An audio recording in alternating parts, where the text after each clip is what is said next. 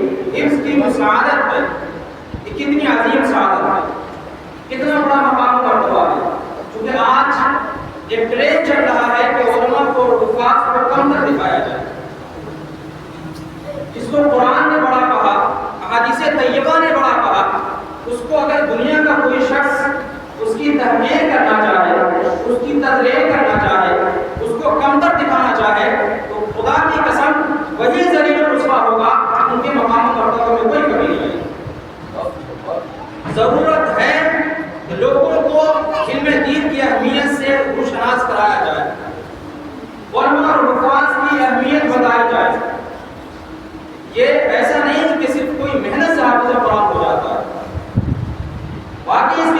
بہت بڑی محنت ہے. ایک کلمے کو، ایک حرف کو 10 بار 50 بار اور نہ جانے کتنی مرتبہ لوگ رٹے لگاتے ہیں، جب زبان پر جا کر وہ آیت آتی ہے، وہ کلمہ اور وہ حروف آتے ہیں. یہ محنت ہے اپنی جگہ، لیکن تمام تر محنتوں کے باوجود جب تک اللہ رب العزت کی طرف سے بندے کی تائید نہیں ہوگی، بندے کی غیبی مدد نہیں ہوگی، اللہ کی نصرت و حمایت شامل نہیں ہوگی، اس وقت تک کوئی نہ تو عالم دین ہو سکتا ہے اور کوئی حافظ قرآن ہو سکتا ہے. پتہ یہ چلا کہ اس جماعت پر اللہ رب العزت کا خاص فضل ہوتا ہے، اسے فضل الہی کی برکت ہے. یہ علماء کی ہر طرف عزت و افضائی ہوتی ہے.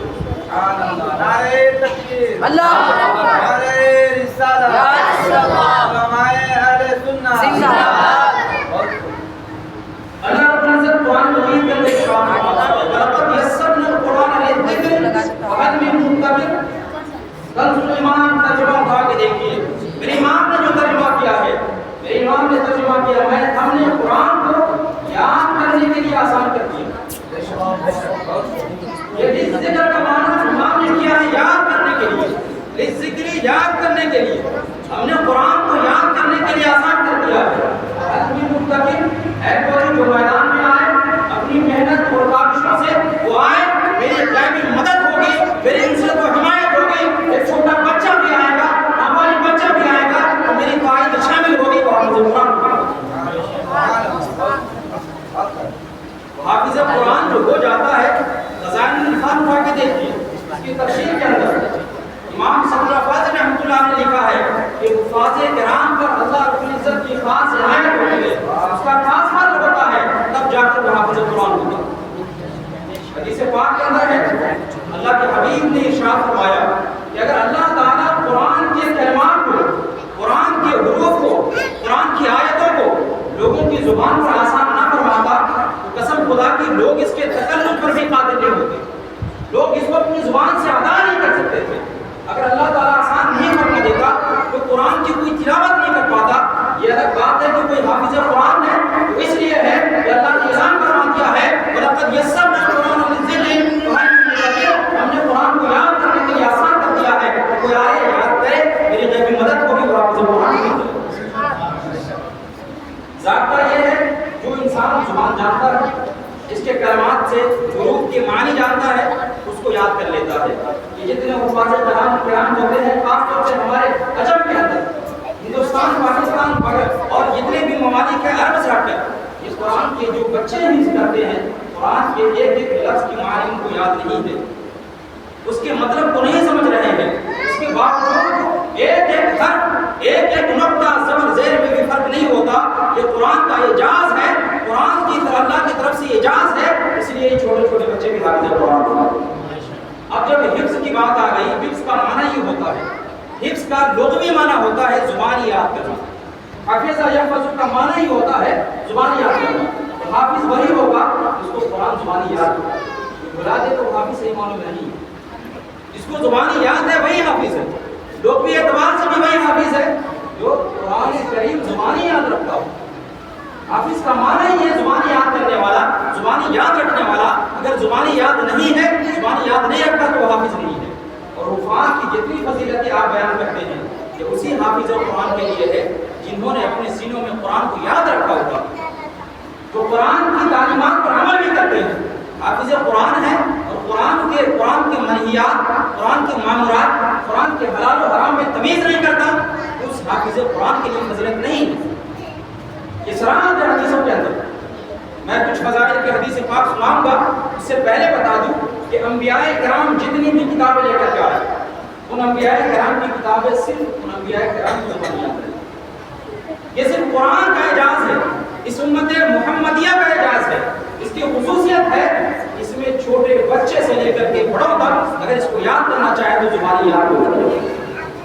حدیث قدسی ہے، اللہ کے حبیب نے ارشاد فرمایا، اللہ رب العزت ارشاد فرماتا ہے جعلت من امتک اقواما قلوبهم مناجرهم.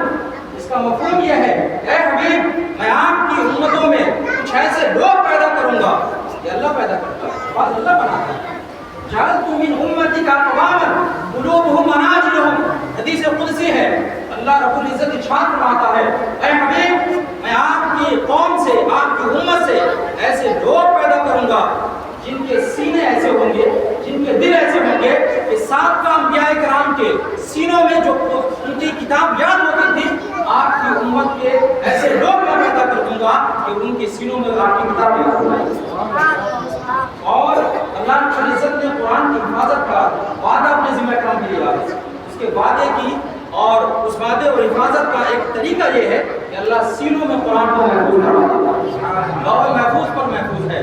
یہاں جو کتاب ہے اس کتاب میں بھی کوئی رد و بدل کرنا چاہتا ہے تو نہیں کر پاتا، اس کے حروف و کلمات کو گھٹانا چاہتا ہے تو نہیں گھٹا سکتا، کیونکہ اللہ نے تاکید کے ساتھ فرما دیا اِنَّا نَحْنُ نَزَّلْنَا الذِّكْرَ وَإِنَّا لَهُ لَحَافِظُونَ۔ اور مائیں کرام بیٹھے ہوئے ہیں، گفتگو کا انداز یہ ہوتا ہے کہ اگر سامنے والا شخص گفتگو میں شک کرنے والا ہوگا، انکاری ہوگا، جو کلام ہم پیش کریں گے، جو ہم گفتگو لائیں گے، اس کے اندر تاکید لائیں گے۔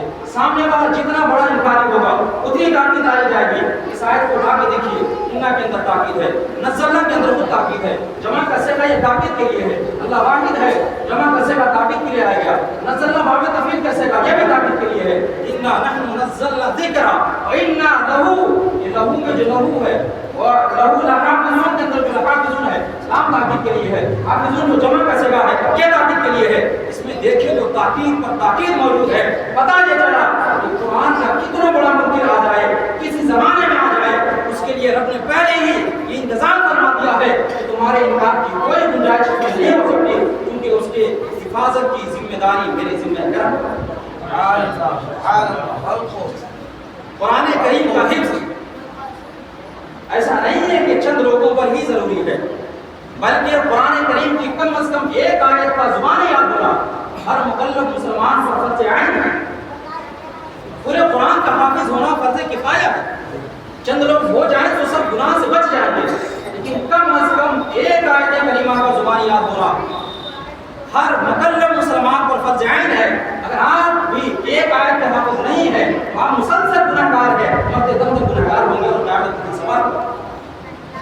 اور حدیث پاک میں آیا ایسے ہی شخص کے بارے میں کہ جس کے سینے میں قرآن کی ایک آیت بھی یاد نہیں ہے، اس کا دل کیسے ہے، کل بیت الخرب، گویا اس کا دل ایک ویران گھر ہے، ویران ٹھکانہ ہے، ایک ویران جگہ ہے، اس کے دل کی کوئی اہمیت رب کی بارگاہ میں نہیں۔ ایک آیت کم سے کم آپ کو زبان یاد ہونا ضروری ہے، یہ فرض ہے۔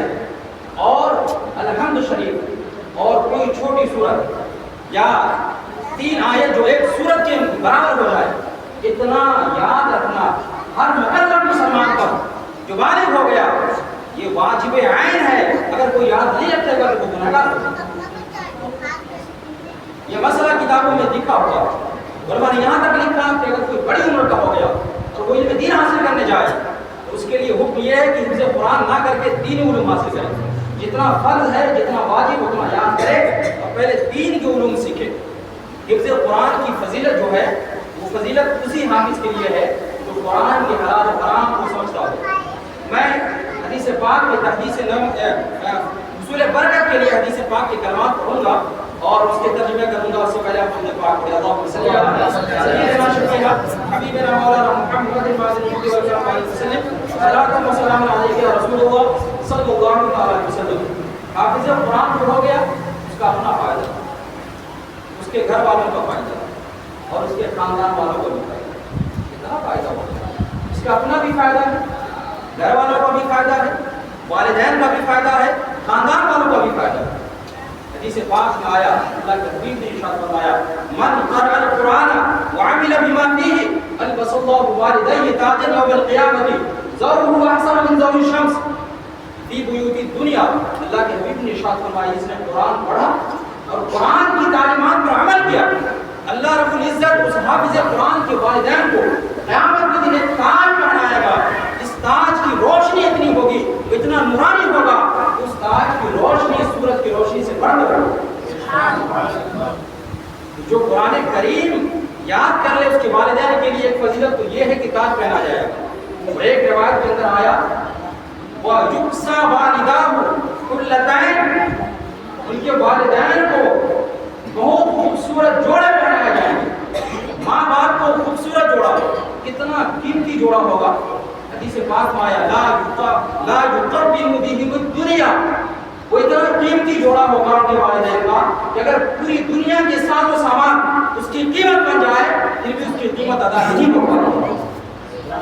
اب اتنا خوبصورت جوڑا پہنایا جائے گا, اب تو والدین چونک جائیں گے, وہ سوال کریں گے رب کی بارگاہ میں, بما اقسینا, اس وجہ سے مجھ کو اجازت دیا گیا, یہ جوڑے کیوں پہنائے گئے؟ تو خوش نصیب سے کہا جائے گا قرآن, یہ تمہارا اپنا اجازت نہیں ہے, بلکہ تمہارے بیٹے نے جو قرآن کریم کو یاد کر لیا ہے, اسی کی برکت سے تم کو یہ جوڑے پہنائے گئے.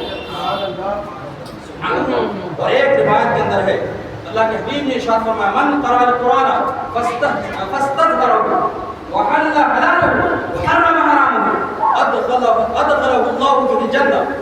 جو حافظ قرآن پڑھے اور زبانی یاد کر لے, قرآن کے حرام کو حرام سمجھے, قرآن کے حلال کو حلال سمجھے, قرآن کی آیت کو پڑھے لیکن اس پہ عمل نہیں ہے, قرآن کہہ رہا اقیموا الصلاۃ, یہ خود نماز سے دور ہے, قرآن کہہ رہا آتوا الزکاۃ, یہ خود زکات سے دور ہے, ایسے حافظ کے لیے فضیلت نہیں ہے, اسراف ہے. وحل حلالہ وحرم حرامہ, قرآن کے حلال کو حلال سمجھے, قرآن کے حرام کو حرام سمجھے, اس کے لیے کیا فضیلت ہے؟ ادخلہ اللہ بہ الجنہ, اس حفظ قرآن کی برکت سے اللہ اسے جنت میں داخل فرمائے. حافظ قرآن جنتی ہے, حافظ قرآن جنتی ہے جو حافظ عمل کرتا ہو قرآن پر. قرآن یہ حضور نے ارشاد فرمایا, ترمذی کے اندر بھی ارشاد کے اندر بھی روایت موجود ہے, ابو داؤد کے اندر بھی روایت موجود ہے, وَشَفَّعُهُ فِي عَشْرَةٍ مِّنْ أَهْلِ بَيْتِهِ كُلُّهُمْ قَدْ وَجَبَتْ لَهُمُ النَّارُ. اور اللہ تعالیٰ ان کے اہل خانہ میں سے 10 ایسے لوگوں میں اس کی سفارش قبول فرمائے گا, اس کی شفاعت قبول فرمائے گا. ایسے گنہگار ہوں گے جن پر جہنم واجب ہو گئی ہوگی, دوزخ کا حقدار ہو گیا ہوگا, لیکن حافظ قرآن ایسے 10 کو بخشوا کے جنت میں لے جائے گا. حافظ قرآن کا مقام اللہ اکبر. میں نے پہلے بتا دیا یہ فضیلت صرف ان کے لیے ہے جو قرآن کو یاد رکھتے ہیں, ورنہ قرآن کو بھلا دینے کی وعید بہت سخت وعید ہے. اور اس کو یاد رکھنے کا طریقہ یہ ہے کہ اونٹ سے مثال دی ہے میرے امام نے اعلیٰ حضرت نے حدیث پاک میں بھی, کہ جس طرح اونٹ ہے اس کو باندھ کے رکھو گے تو وہ رہا, اگر کھول دیے تو چلا جائے گا. اسی طرح قرآن کو جب تک پڑھتے رہو گے تو قرآن سینے میں محفوظ ہے. جس دن پڑھنا چھوڑ دیا, یاد کرنا چھوڑ دیا, سنانا چھوڑ دیا, ڈرامے سنانا چھوڑ دیا, یہ آپ کے سینے سے بہت تیزی سے نکل جائے گا. اللہ اکبر. تفسیر نعیم میں نے پڑھا, علامہ حکیم الامت مفتی احمد یار قارئمی رحمۃ اللہ علیہ نے لکھا کہ حافظ قرآن کے سینوں کو مٹی نہیں کھائے گی, قبر کی مٹی نہیں کھائے گی. حافظ قرآن کے سینے کو قبر کی مٹی نہیں کھائے گی. اور سینے کی تفصیل کیا؟ مجھے تو کنز الدماغ کی ایک روایت یاد آ گئی کہ حافظ قرآن کا مقام کیا ہے. جب حافظ قرآن انتقال کرتا ہے, اذا مات حامل القرآن يرفع الله الى الارض اللہ تعالی لحمه, جب حافظ قرآن انتقال کرتا ہے قبر میں جاتا ہے, اللہ قبر کی مٹی کو حکم فرماتا ہے, اللہ تعالی لحمه, اے قبر کی مٹی سنو, اس میرے مخصوص بندے کے گوشت کو مت کھانا, اس کو مت کھا جانا. وہ زمین پہچانتی ہے کہ کون حافظ ہے. زمین کہے گی رب کی بارگاہ میں, قالت یا الہی کیف آکل لحمه وکلامک فی جوفہ, اے رب العزت میں اس کے گوشت کو, اس کے جسم کو کیسے کھا سکتی ہوں جس کے سینے میں تیرا کلام پاک محفوظ ہے. اس سے بھی پتہ چلا کہ یہ فضیلت اس کے لیے ہے جس کے سینے میں قرآن محفوظ ہوگا. اور کلام کا اپنی جواب نہیں, کہ کلام الہی اس کے سینے میں محفوظ ہے, فضیلت اس کے لیے ہے. اللہ رب العزت ہم تمام کو قرآن کریم یاد کرنے کی توفیق دے اور حافظ قرآن اپنے بچوں کو بنانے کی توفیق دے. قرآن کے ساتھ ساتھ, قرآن یاد کرنے کے ساتھ ساتھ میں یہ بھی کہوں گا کہ آپ قرآن فہمی کا بھی دور لائیے. چھوٹی عمر میں حافظ قرآن ہو گئے, آپ حافظ قرآن جب کوئی عالم بنتا ہے, اللہ میں حافظ قرآن نہیں ہوں, اس بات کو مجھ کو بڑا قلب کرتا ہے. قرآن کے مضامین ذہن میں محفوظ ہے, واقعات قصص محفوظ ہے, لیکن بر وقت میں قرآن کی آیتیں نہیں پڑھ سکتا چونکہ حدیثیں بھی ذہن میں محفوظ ہے, تو مطلب شام یاد بھی لگتے رہتے. ایک عالم دین اگر حافظ قرآن ہو جائے, ایک مفتی اگر حافظ قرآن ہو جائے, تو قسم خدا کی سونے پر خدا کا ہوگا. قرآن کی آیتوں سے ہی حکم مسئلہ نکلتا ہے, قرآن کی آیتوں سے سارے حکام نکلتے ہیں. تو قرآن فہمی اتنی ہونی چاہیے کہ جتنی فہمی ہمارے اسلاف کی تھی. ایک واقعہ میں سناتا ہوں, قرآن کریم کے اندر کیا نہیں ہے. امام شافعی رحمۃ اللہ علیہ کی طرف ایک شعر منسوب ہے, جمیع العلم فی القرآن لیکن تقاصر عنہ افہام الرجال. قرآن کریم کے اندر تمام چیزیں موجود ہے لیکن ہماری ناس ڈانٹ ساٹھ وہاں تک پہنچ نہیں پاتے، ہم اس سے نکال نہیں پاتے۔ ایک ایک آیت کی کتنی مفہوم ہو سکتے ہیں، کتنے مطالب ہو سکتے ہیں۔ شیخ محقق شیخ عبدالحق مہدی علیہ رحمۃ اللہ علیہ سورہ عادیات کی تفسیر کے اندر ایک رسالہ لکھا ہے تحصیل الغنائم والبرکات کے اندر آپ نے لکھا ہے کہ ایک آیت کی 60,000 مفہوم ہو سکتا ہے۔ ایک آیت کا مفہوم کتنا ہو سکتا ہے؟ 60,000۔ ایک آیت کا مطلب 60,000 مطلب نکل سکتا ہے۔ کتنی وسعت ہے قرآن کریم کے اندر۔ اور ہمارے آپ کے پیر حضور سے شیخ اتنے بڑے مفسر قرآن تھے کہ آپ مجلس میں اپنی گفتگو میں ایک ایک آیت کی 40 تفسیر بیان کروا دیتے ہیں۔ سبحان اللہ۔ تو دیکھیے کہ قرآن میں کیا کیا ہے ہمارے اسلاف کا ذہن۔ باب اور مدینۃ العلم، شیر خدا، حیدر کرار، حضرت علی المصطفیٰ کرم اللہ تعالیٰ وجہ کریم کا قرآن فہمی کا انداز دیکھیے، ان کے علم کی وسعت دیکھیے۔ ایک یہودی نے آ کر کہا کہ آپ تو دعویٰ کرتے ہیں کہ آپ کے قرآن میں ہر چیز کا تذکرہ ہے، اور آپ یہ بھی دعویٰ لوگ آپ کو کہتے ہیں کہ آپ باب اور مدینۃ العلم ہے، آپ علم کے شہر کے دروازہ ہیں، اور آپ کا یہ دعویٰ ہے کہ قرآن میں ہر ایک چیز موجود ہے۔ آپ بتائیے، میں ایک سوال کرنے لگا ہوں، اگر اس کو آپ قرآن سے ثابت کر دیں گے، دکھا دیں گے، تو میں مان لوں گا کہ واقعی قرآن میں تمام چیزیں موجود ہیں۔ اس نے مزاحیہ طور سے ایسا سوال کیا اور اس کا جواب بھی حضرت علی نے دے دیا۔ اس نے کہا جو یہودی سامنے والا تھا اس کی داڑھی خشخشی تھی، تھوڑی سی تھی، ہلکی داڑھی تھی، چوڑی پہ بندے کے چنبال تھے، لیکن حضرت علی کرم اللہ تعالیٰ وجہ کی داڑھی جو تھی بہت گھنی تھی، بہت گھنی داڑھی تھی۔ آپ نے کہا کہ آپ کا دعویٰ قرآن میں تمام چیزیں ہیں، تو میری داڑھی کا تذکرہ اور اپنی داڑھی کا تذکرہ قرآن سے نکال کے دکھا۔ حضرت علی کرم اللہ تعالیٰ وجہ کریم نے برجستہ قرآن کریم کی آیت پڑھی اور آپ نے فرمایا والبلد الطیب یخرج نباتہ بإذن ربہ والذی خبث لا یخرج الا نکدا۔ آپ نے فرمایا، اس کا ترجمہ کیا؟ کہا کہ جو اچھی زمین ہوتی ہے اس کی ہریالی اللہ کے حکم سے اچھی نکلتی ہے، جو خبیث ہوتی ہے، جو سخت ہوتی ہے، وہ نہیں نکلتی مگر تھوڑی نکلتی ہے۔ تو یہ جو اچھی زمین ہے یہ میری داڑھی ہے، اور وہ جو سخت زمین ہے وہ تمہاری داڑھی ہے۔ قرآن میں اس کا تذکرہ بھی نہیں ہے۔ اور جواب سن کر کے وہ مبہوت ہو گیا، ششدر رہ گیا، پریشان ہو گیا۔ قرآن فہمی کا انداز کتنا زیادہ ہے۔ ہم تو جب دیکھتے ہیں اپنے اسلاف کی زندگی اٹھا کر کے تو ایک خاتون کا تذکرہ ملتا ہے، جو خاتون قرآن کی اتنی زیادہ ماہرہ تھی، اتنی زیادہ بڑی عالمہ تھی کہ وہ گفتگو جب کرتی تھی تو قرآن کی آیت پڑھتی تھی۔ عام سوال دنیا کا کوئی ہوتا تھا تو وہ کوئی ایسی آیت پڑھتی جس سے اس سوال کا جواب دیا جاتا۔ حضرت عبداللہ ابن مبارک رحمۃ اللہ علیہ سے خاتون کی ملاقات ہو گئی۔ اس خاتون نے آپ نے ان سے سوال کیا، اور جتنے آپ نے سوال کیے ان تمام سوالوں کے جواب اس خاتون نے قرآن کریم سے دیا۔ بڑی حیرت کی، اس کے قابل تک پہنچے کہ بیٹوں سے ملاقات ہوئی تو آپ نے کہا کہ یہ خاتون کیوں نہیں بولتی اور کب سے اس کا معاملہ ہے؟ کہا یہ میری والدہ ہے، اور تقریباً 40 سال سے جب بھی کوئی سوال ہوتا ہے تو قرآن کی کوئی آیت پڑھتی جس سے مطلب اور حکم سمجھ جاتا ہے۔ اللہ رب العزت ہم تمام کو قرآن کریم کی تعلیمات پر بھی عمل کرنے کی توفیق عطا فرمائے۔ میں مبارکباد پیش کرتا ہوں اپنے چھوٹے بھائی حافظ غلام یزدانی کو، اور میرے ہی گاؤں کے ہیں، یہ بہت خوشی کی بات ہے، یہ ہمارے دونوں گاؤں کے حافظ ہیں۔